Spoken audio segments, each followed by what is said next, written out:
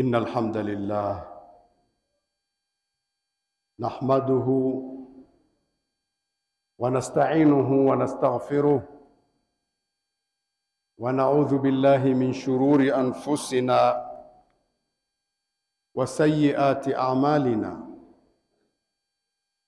من يهد الله فلا مضل له ومن يضلل فلا هادي له وأشهد أن لا إله إلا الله وحده لا شريك له وأشهد أن محمدًا عبده ورسوله أما بعد فإن أصدق الحديث كتاب الله وخير الهدي هدي محمد صلى الله عليه وآله وسلم وشر الأمور محدثاتها وكل محدثة بدعة وكل بدعة ضلالة وكل ضلالة في النار. اللهم صل على محمد وعلى آل محمد كما صليت على إبراهيم وعلى آل إبراهيم إنك حميد مجيد وبارك على محمد وعلى آل محمد كما باركت على إبراهيم وعلى آل إبراهيم إنك حميد مجيد. أوصيكم ونفسي بتقوى الله. Nakuhusieni ndugu zangu, nayusia na nafsi yangu kumcha Allah. Na kumcha Allah ni kufuata maamrisho na kuacha yale aliyotukataza. Tunamshukuru Allah kwa mapenzi yake na kwa hikma zake na kwa uadilifu wake alituzindua kwamba iko siku lazima mtafufuliwa na mtakusanywa na mtahesabiwa na mtalipwa kwa mujibu wa matendo yenu yote ya duniani. Allah hakutuacha ila ametubainishia vizuri hilo. Siku hiyo Allah atawafanya mitume kwamba ni mashahidi kwa watu wao wote ambao wametumwa kwao. Na siku hiyo Mtume Muhammad sallallahu alayhi wa alihi wasallam atakuwa ni shahidi juu ya umma huu kwamba ameufikishia ujumbe sawa sawa. Ndugu zangu, siku hiyo mtu ambaye amedhulumu wenzake katika haya maisha, basi atakuwa dhaifu sana mbele ya Allah subhanahu wa ta'ala, na ataonekana dhaifu sana mbele ya umma utakaokuwa umemzunguka. Vyovyote ambavyo ilikuwa nguvu yake hapa duniani ni kubwa, vyovyote ambavyo sauti yake hapa duniani ilikuwa ni kubwa, vyovyote ambavyo mamlaka yake hapa duniani ilikuwa ni kubwa, kama alidhulumu siku ile ataonekana dhaifu kweli kweli. Ndugu zangu, siku hiyo yule ambaye Allah amempa mamlaka hata kwa mtu mmoja, akampa uwezo wa sauti ya kusikilizwa hata na mtu mmoja, basi akimuongoza vizuri huyo mtu, siku ile itakuwa ni furaha kubwa sana kwake. Lakini kama Allah amekupa mamlaka, akakupa sauti, uwezo wa kusikilizwa japo na mtu mmoja, ukampeleka kwenye maangamivu, basi siku ile itakuwa ni ngumu sana kwa mtu wa aina hiyo. Allah atulinde na hali hiyo. Allah subhanahu wa ta'ala kwa mapenzi yake akatuamrisha sana tukikosea turudi kwake tumuombe msamaha, kwa sababu kukosea ni maumbile yetu. Msamaha ambao utatufanya tuwe radhi kwake na yeye awe radhi kwetu, na atufungulie pepo ambazo ni upana wa mbingu na ardhi. Imeandaliwa pepo hizo, zimeandaliwa kwa wale wote watakaokuwa ni wacha Mungu waliorudi kwake Allah subhanahu wa ta'ala. Allah pia akatuambia tujitahidi kuziokoa nafsi zetu na kuokoa familia zetu na adhabu ya moto ambao umeandaliwa, kiandalio chake kikubwa ni watu na mawe. Moto huo umeandaliwa kwa watu wote ambao wamemuasi Allah, hawakwenda vizuri hapa duniani. Ndugu zangu, jingine alilotuzindua Allah subhanahu wa ta'ala, alituzindua kwamba hii dunia ni starehe fupi sana, ndogo. Akatuzindua lakini inababaisha, inaonekana tamu lakini fupi, ndogo sana, na utamu wake wote lakini fupi. Hebu pewa miaka 100 uishi, miaka 100 alafu inakwisha. Tutakwenda kwenye maisha ambayo hayana mwisho. Kwa hiyo hii ni starehe, inababaisha, imepambika lakini fupi. Allah ametuzindua hilo, na akatuzindua kwamba kufaulu kule tutakakokwenda ambako hakuna mwisho ni kwa yule ambaye hakufanya kiburi hapa duniani wala uharibifu. Hakufanya kiburi wala uharibifu. Ndugu zangu, matukio yanatufundisha. Matukio yanatufundisha, na ninawalenga vijana, ni marafiki zangu wakubwa sana, kwa sababu huenda yale tulioona sisi nyuma huko wao hawakuona. Alhamdulillah, waliingia katika dunia hii wakakuta maisha yako vizuri tu, amani ya Mungu.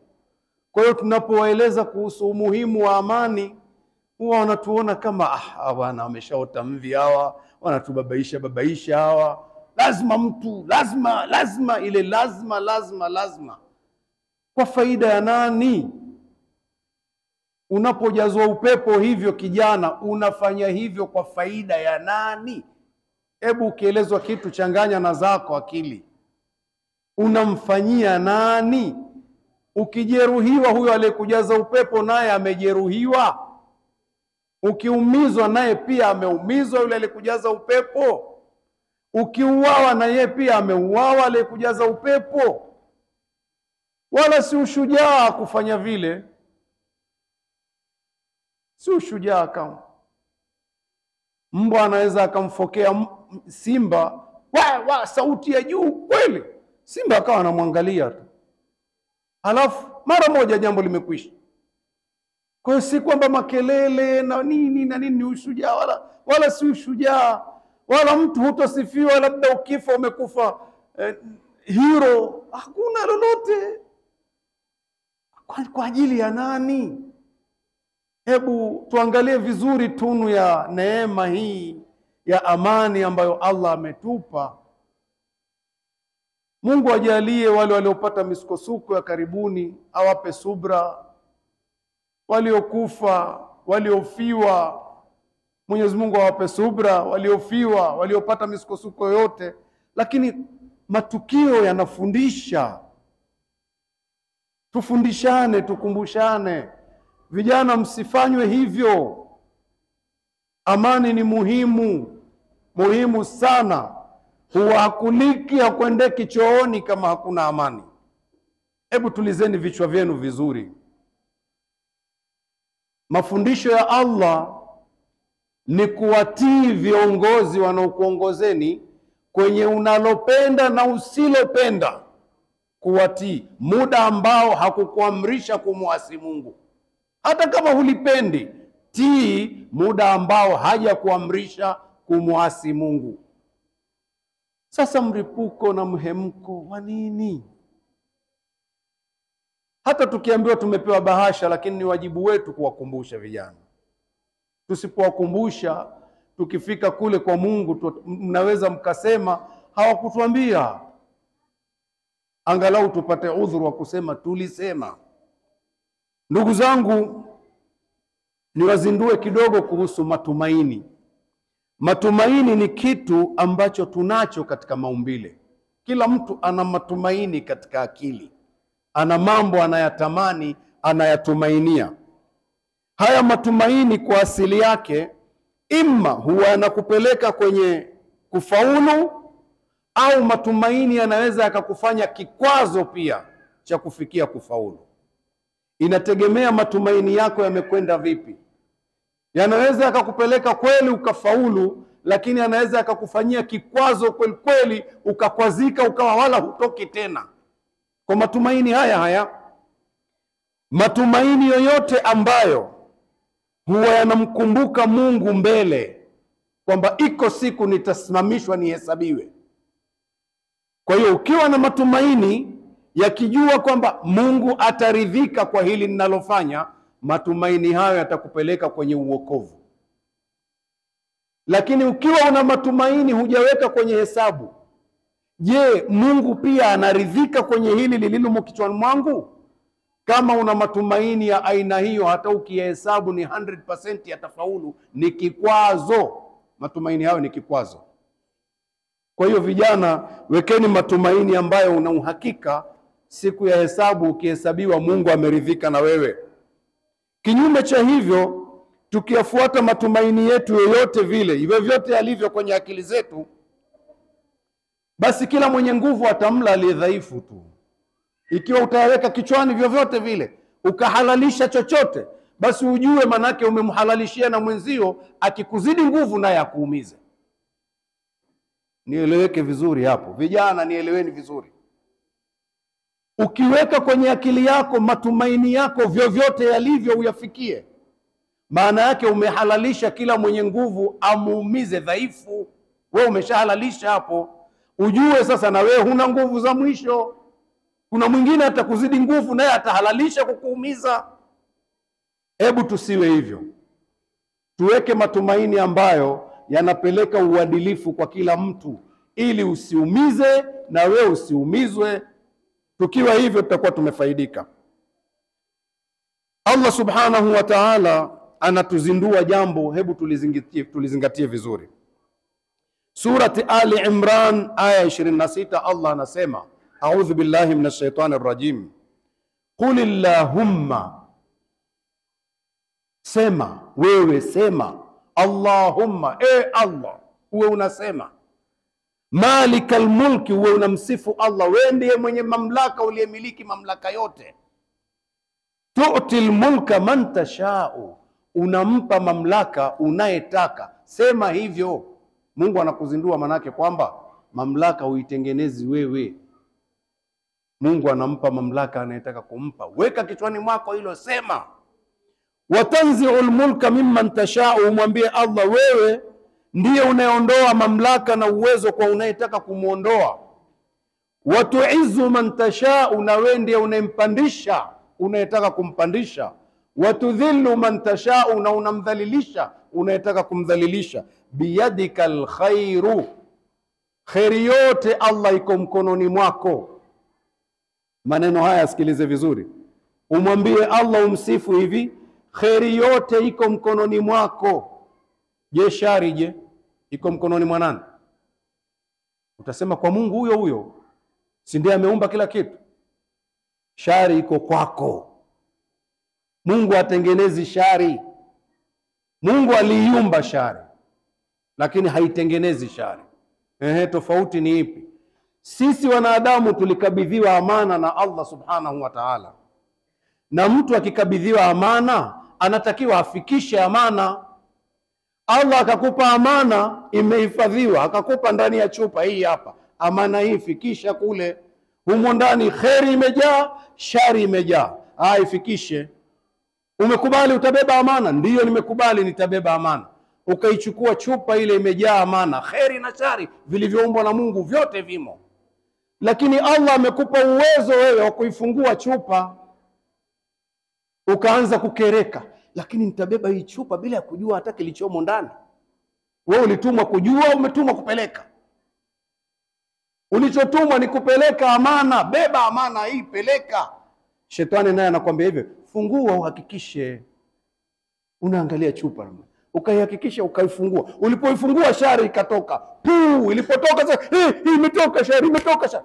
Ukifunga hapo ndio umeshaitoa wewe. Wewe ndio umeshaitoa shari, sio Mungu ameleta shari. Mungu aliiumba, ipo, lakini umeitoa wewe. Uliambiwa peleka, hukupeleka. Kwa hiyo tunachotakiwa sisi, zile amana tulizokabidhiwa tuzipeleke inavyokabidhiwa, tulivyokabidhiwa. Na hiyo ndio maana ya utiifu. Unapoongozwa utamsingizia Mungu ameleta shari, shari utakuwa umeleta wewe. Umeifungua chupa wewe, imetoka shari. Mungu atulinde tusifungue chupa. tu'ti al-mulka man tasha'u wa tanzi'u al-mulka mimman tasha'u wa tu'izzu man tasha'u wa tudhillu man tasha'u biyadika al-khairu, khairi iko mkononi mwako Allah. Innaka ala kulli shay'in qadir, hakika Allah unafanya unachotaka kukifanya. Tuliju al-layla fi an-nahari, wewe unaingiza usiku katika mchana, ufalme wake huo. Wa tuliju an-nahara fi al-layli, na unaingiza mchana katika usiku. Wa tukhriju al-hayya min al-mayyit, unamtoa aliye hai kutoka katika aliyekufa. Tulikuwa ni tone tu, kitu kikiangalia kimekufa, tukatoka yuko hai, mtu yuko juu ya mimbari namna anapiga kelele anasema. Wa tukhriju al-mayyita min al-hayy, na unamtoa aliyekufa ndani ya yule kutoka katika yule aliye hai. Niko juu ya mimbari hapa napiga kelele niko hai, mara moja anatolewa mtu hapa ni maiti, siye tena yule anayepiga kelele. Ndivyo hivyo anavyofanya Allah. Unaambiwa useme watarzuqu man tasha'u bighairi hisabi, na unamruzuku unayetaka wewe Allah bila ya hesabu. Huhitaji mkutano. Mbona mambo haya tunayasahau? Riziki zako Mungu amekupangia, unatakiwa uzitafute vizuri tu. Tafuta vizuri, acha husda. Na Mungu amekupangia, zipo. Usifungue chupa ya amana uliopewa kuipeleka. Ndugu zangu, tunaendelea kukumbushana kwamba sote tumo ndani ya jahazi moja tunasafiri. Jahazi hii ina tabaka tofauti.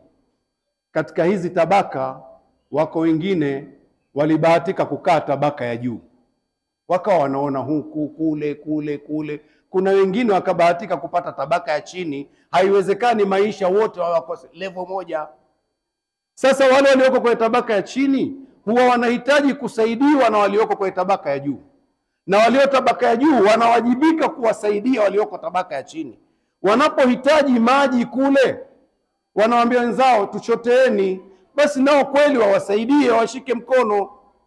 Wakikataa wale wa juu kuwasaidia walioko tabaka nyingine ya chini, wakigoma, hawa chini nao wanasema maji yenyewe mbona yako karibu huku tuliko. Mmoja akichukua drill tu akitoboa maji atapata. Basi jamani, si tutatoboa, mwashike mkono, wazuieni wasitoboe. Sharti tujue wote tuko ndani ya safina moja. Wakiwaacha wakitoboa tunazama wote, na wakiwashika mkono wasitoboe tunapona wote. Tusitoboe safina wala tusiwaache wenzetu wakatoboa. Tuendelee kushikana mikono, tuvuke sote pamoja. Allah tusaidie kufanya hivyo, asituingize kwenye shari sote. Tusiingie kwenye shari. Barakallahu lana wa lakum bil Qur'anil azim wa nafa'na bi sunnati nabiyihil karim. Ud'u rabbakum wa antum muqinuna bil ijaba wastaghfiruhu innahu huwal ghafurur rahim. Astaghfirullah. Alhamdulillah wassalatu wassalamu ala rasulillah nabiyina Muhammad sallallahu alayhi wa alihi wa sahbihi wa man tabi'ahum bi ihsani ila yawmiddin. Usikum wa nafsi bi taqwallah, na kuhusieni ndugu zangu na yusia na nafsi yangu kumcha Allah, na kumcha Allah ni kufuata amri na kuacha yale aliyotukataza. Ndugu zangu, Nabii Nuh alayhi salam alirekodiwa na Allah subhanahu wa ta'ala katika Qur'ani, Surat Nuh aya ya 10, akisema maneno haya akiwaambia watu wake, a'udhu billahi minash shaitanir rajim, faqultu astaghfiru rabbakum innahu kana ghaffara. Nuh anasema, nilisema ya Rabbi kuambia watu wangu mtakeni msamaha Bwana wenu, kwa hakika Bwana wenu ni mwenye kusamehe sana. Yursilis samaa alaikum midrara, mkimtaka msamaha kisha kusameheni atayatuma mawingu ayaachie ya kunyesheni mvua nzuri yenye baraka sana nyingi. Msipomwomba msamaha akitaka anaweza kuizuia. Wayumdidkum bi amwalin wa banin, na atakuongezeeni mali na watoto. Wayaj'al lakum jannatin wayaj'al lakum anhara, atakufanyieni muwe na mashamba mazuri Mungu kwa maji atakayokupeni yale, na mtakuwa na mito mingi. Hata kipindi ambacho si cha mvua mito haitokauka, mvua ilinyesha nzuri. Hivi ndivyo tunavyotakiwa tuwe, kama alivyosema Nabii Nuh kuambia watu wake.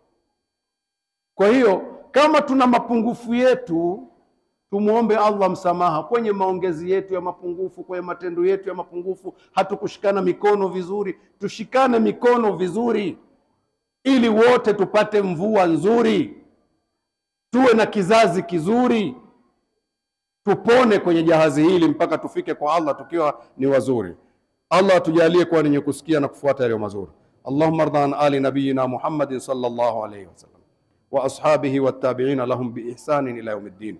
اللهم اغفر لآل نبينا محمد صلى الله عليه وسلم وأصحابه والتابعين لهم بإحسان إلى يوم الدين. اللهم اغفر لنا والوالدين وارحمهم كما ربونا صغارا. اللهم اغفر لنا والوالدين وارحمهم كما ربونا صغارا. اللهم اغفر لنا والوالدين وارحمهم كما ربونا صغارا. اللهم اغفر للمؤمنين والمؤمنات والمسلمين والمسلمات الأحياء منهم والأموات برحمتك أرحم الراحمين. عباد الله، إن الله يأمر بالعدل والإحسان وإيتاء ذي القربى وينهى عن الفحشاء والمنكر والبغي يعظكم لعلكم تذكرون. فاذكروا الله يذكركم وادعوه يستجب لكم واسألوه من فضله يعطكم ولذكر الله أكبر. وأقم الصلاة.